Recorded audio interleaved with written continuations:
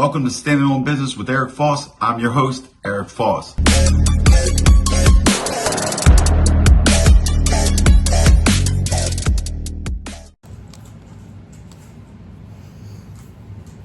Good evening, everybody. Welcome to Standing on Business with Eric Foss. I'm your host, Eric Foss. Welcome to episode 2 of Shut Up and Listen. Episode 1 is doing pretty well right now. I think it went pretty good. I got some good comments and stuff like that. And we're going to see if we do this every Friday. So I promised you guys a double header. And today we're going to get into the episode 2.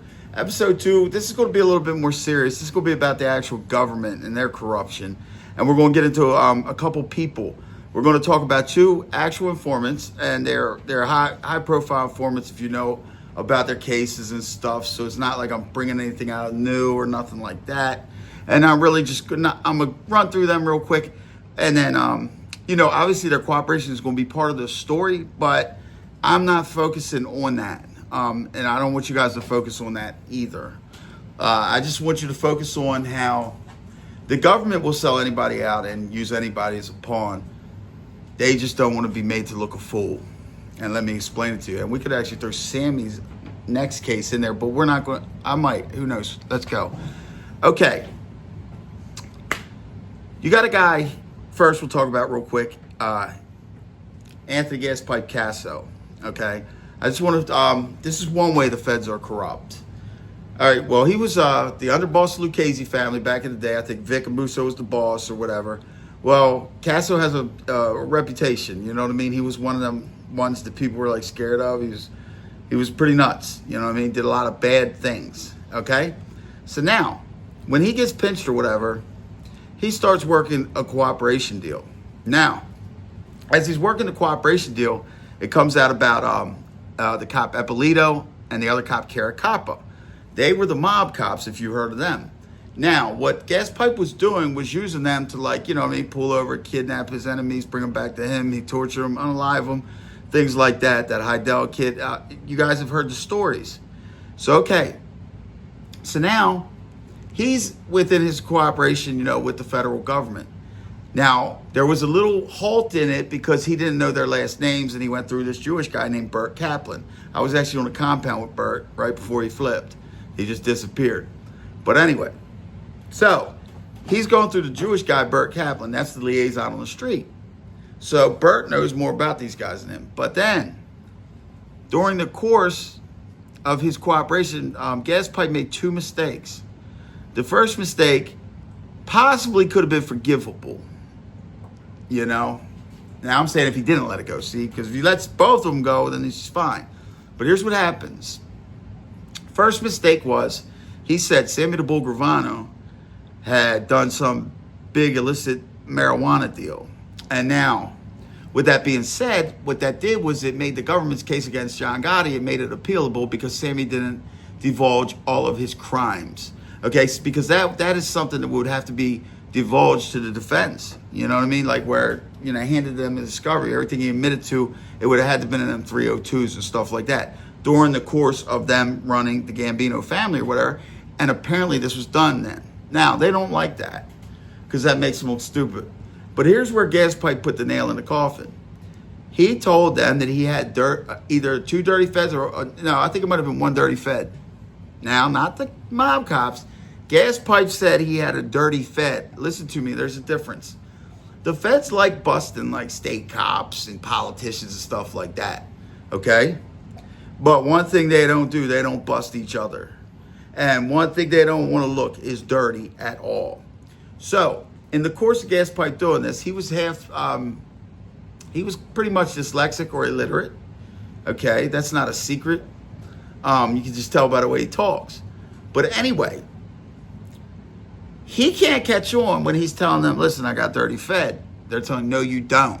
You're lying. You're lying. You're lying. So now in the course of all this cooperation, what can the feds do? What can the feds do to boot him out of the program, to get his deal gone, stuff like that, and just to make him look like a total jerk off? What they do is Gaspipe had been over like Otisville, one of them hideout spots, the Honeycomb hideouts. You know what I mean? They have one in Allenwood Medium. It's right behind the Medium. It's not on the compound, but you can look down like where our tier was. air housing unit, you could look actually down and you could see it and you could see inside of it. Like, nobody knows what inmates are in there. Nobody, you know what I mean? The COs over where we're at, they don't, you know what I mean? It's like nothing, that's like very secret. It's a honeycomb hideout. But like, I think like when you look in there, it looks like they got TVs in their cells, I swear. But maybe it's a glare because you're looking way down the thing. But okay, they have one of them at Otisville. Now, that's where he was, but I guess he's going back and forth, or they're coming up there talking to him or whatever. So in the course of this, they got to get rid of him and not make themselves look dirty. Because, what reason they got to rip out the cooperation deal? Because he's claiming he's got dirty fed? No. So what they do was Gaspipe the whole time was having this broad bring in cigarettes. I don't know what he's bringing in. He's probably bringing in salami and stuff like that. You know what I mean? That he's got a plug like that. He'd probably screw it up doing that. Wine and salami and stuff. Hey, a guy like me, I'll say bring that pack. You know what I mean? Let's go. Let's get busy. But anyway, I would never be on that jail. You know what I'm saying? I'm just talking about in prison in general. Okay, let me clarify that. So anyway, I had to see CO doing this. Now he's doing the feds have been known about this going on because he's in a WITSEC unit. What do you think? The other people in there aren't telling them? They're not telling their handlers and stuff what's going on. So they've known this was going on. But what do? They take this opportunity now to get to just get rid of this guy and clear everything up. So they go ahead, they bust him out for that. They bust the CO for that. Then what they do is they rip up he had an agreement for like 20 years, like Sammy or something. They rip that up. They give him 6 life sentences, throw him away basically. He's dead now and rest in piss. I said piss, not peace. Okay, he's dead now or whatever. So look at what they did. So now they got rid of the problems. Now all they did was they took all his cooperation and they gave it to Burt Kaplan. So Burt Kaplan wound up testifying on mob cops, stuff like that. Burt Kaplan was a Jewish guy. He was smart enough not even to mention a dirty fed. You see how that works? That's called real corruption. That's called real power. Okay? They don't care. Them people ain't on Team America. They might think, but they're really not. Okay? That's why I don't want to really get into their thing right now. We're going to talk about the federal corruption. They got blood on their hands, man. This is one case where they do what we're about to talk about. Everybody knows about James Whitey Bulger. So I'll go like this. I'll say, everybody knows about his time on the streets. He was a very, very bad guy.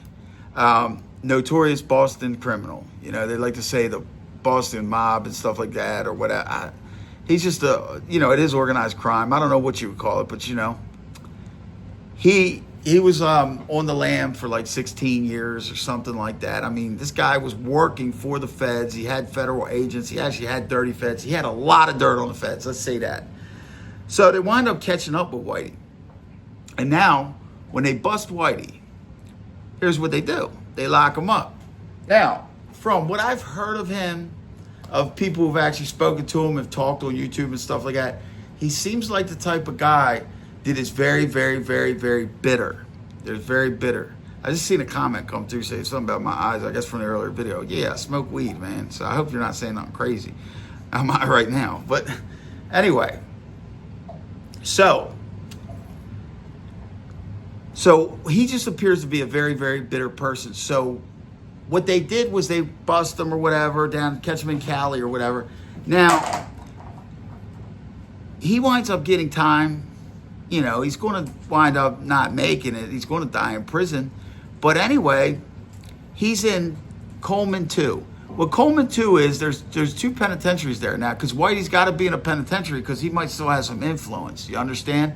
So they don't really like them guys with big influences, so they got to find these yards to put them on. So that's why they made these dropout yards. Okay? Because you can't put him in an FCI or a low or something like that, because he might have some influence, be able to get up out of there. And that's the reason for this. So that's the reason why they make these dropout penitentiary yards.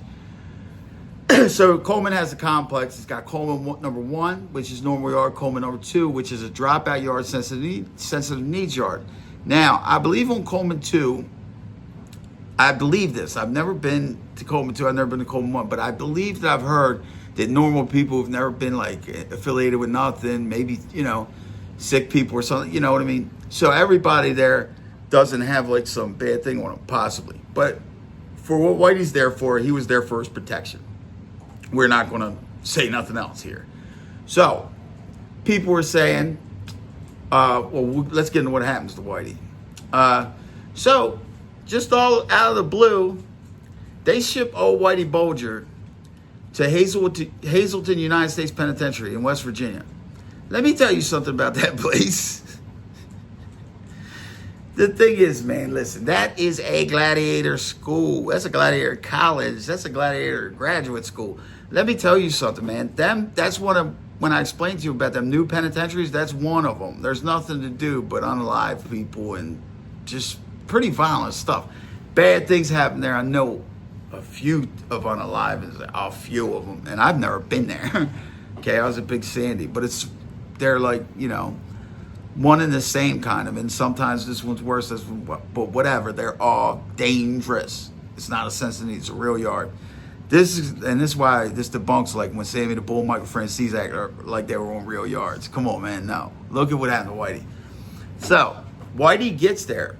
Now, during the course of getting there, when Whitey found out he's going to Hazleton, he knows what's going to happen. Okay? People are like, he just, like, man, he knew he couldn't do nothing. You know why? Because the COs knew it was going to happen. The administration knew it was going to happen. Grand Prairie, Texas knew it was going to happen. The director of the Bureau of Prisons knew it was going to happen. Every inmate walking on that yard knew it was going to happen. Because it was meant to happen. Okay? Some people say, well, he yelled at a nurse. What else were they going to do with him? Put him in ADX. ADX is soft. And especially compared to Hazleton. ADX is PC. They have people in PC and ADX. Sammy, why do you think he was in ADX? He wasn't there because he was some badass. He was there on PC. They could have did the same to old Whitey if they were that mad at him. No, they sent him into the gauntlet. So, here's the problem too.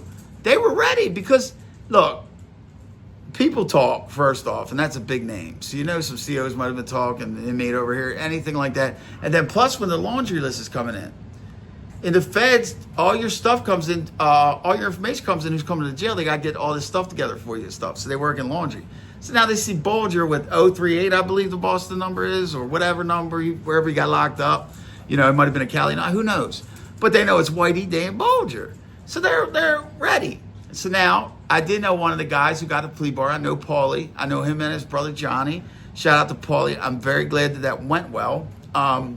Freddie, I didn't know Freddie, but he's the one he already had life, and I think the other kid just really didn't get nothing, like 2 years or something. So, you know, good for them. You know what I'm saying?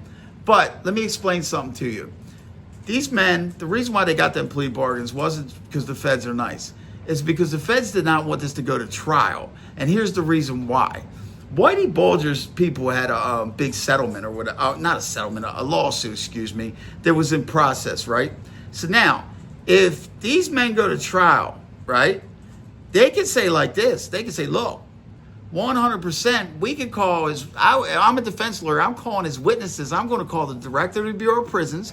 I'm going to call Grand Prairie, Texas. I'm going to call all these people. I'm going to call COs. I'm going to call inmates, ex-inmates, and everything like that. And I'm going to say, you knew this was going to happen. Who let this happen? Who did this? And here's the reason why my client had to do this. Because if he didn't do this, it would happen to him. And that is the truth. What I just told you is the truth. They had to do that. Or else that would have happened to them. Now, the government does not give breaks. They would have loved to smoke them. They'd have loved to. But all this dirt would have came out. Now, the lawsuit's done. They got their little agreements and all. It's pretty much Whitey's gone, and for, you know, a couple years now, they're legends. You know, Paulie and the other kid. You know, Freddie's doing life, but now Paulie will be home just a couple years later, and, you know, he's a legend. He, you know, with the Whitey Bulger thing, you know, pretty much everybody's happy except for Whitey's family. Now, the reason for this, man, is because Whitey Bulger wasn't your normal cooperator. Whitey Bulger actually had, and which I'm going to say back in them days, a lot of people had, but maybe not on this level. But there's been a lot of men die that people thought were honorable, that probably had worked for the FBI, had them going back and forth or whatever the whole entire time. You know what I mean? This is a game of corruption. So what I'm thinking is, if Whitey was so bitter, which he was, he did seem like that type of guy. And maybe he didn't say he was going to do it, but maybe they were catching that vibe that, right before the end, he was just going to come out with all the dirt, maybe a book, because these guys are greedy, you know what I mean? And maybe his money was getting low, or he wanted to make it, you know what I mean? Or some of these guys are so egotistical, he gets locked up, he gets time, people forget about it. Oh, they don't remember me? Okay, let me bust this out. And now they're going to remember me now. And you know what I'm saying? So there's plenty of reasons for that. But one thing for sure, two things for certain. Everybody knew that was going to happen. So that was done on purpose. Okay? Now, the moral of what I'm saying is this. Okay? The government has done so many horrible things. Okay, I'll give you another one who they got. They got Sammy. Now, they didn't get Sammy like they got Whitey, unfortunately. But what they did was, Sammy wasn't supposed to get 20 years for that ecstasy. He wasn't. If you really go into the guidelines and stuff like that, his guidelines are a lot less. I'd say about 12 years, honestly.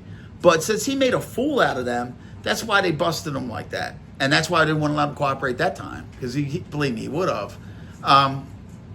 Anyway, so they don't want to hear that they're dirty. They don't want to hear there's no dirt or nothing like that. And I don't mean like what I'm saying. Like, everybody knows they're corrupt. I mean, if you don't seen that, I mean, come on. What I'm saying is, like, people who have real hardcore proof, such as a Whitey Bulger or someone like that. Who knows what that guy knew? You know what I'm saying? But it was something pretty damn serious. These people were corrupt, guys. And that's why them plea deals came down like that. So, all right, guys, I'm going to jump off. Let me see. Oh, what we got coming on tomorrow. Everybody's been asking for some sports picks, okay? I got a hold of a friend that's, I've been working on a show. I'm trying to get all this down packed. I'm trying to make this better for everybody, for all of us. So I'm busy with this. And but I do got a friend. You know what I mean? So we're going to have Jeremy's Deadbolt Locks tomorrow night. Basically, he's going to give me some picks to bring over to you guys. What I asked him for this specifically. I said, give me just your Deadbolt Lock pick with with the regular spread. I asked him, I said, I want you to also give me a good money line underdog, which means somebody who's the underdog, but you think is going to actually win the game. Somebody that you could put with your parlay where you got the favorites with, and it'll boost your money, boost your money up. And possibly a bonus pick in whatever else, basketball, something like that. We just got to see what's out there. And we're not going to come and say something's a Deadbolt Lock if we don't believe that. You know what I mean? If we can't find nothing that's Deadbolt Lock, we'll just give you the best picks that we got. You know what I'm saying?